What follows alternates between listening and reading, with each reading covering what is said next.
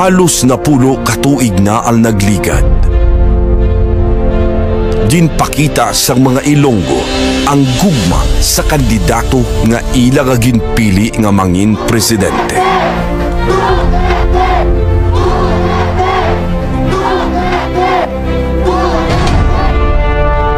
Madamo na ang nagbago pagkatapos ang iya termino.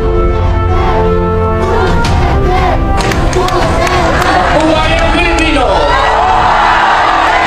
Buhay ang Pilipino! Buhay ang ating wagawa!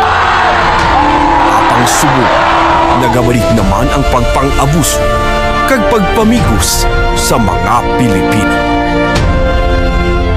Sa palaabuton nga Marso 1, ipakita naton ang kusog kag gugma sa aton anay presidente, kaupod sang iya mga kandidato. Magkita ay kita sa La Paz Plaza, Siyudad sang Iloilo.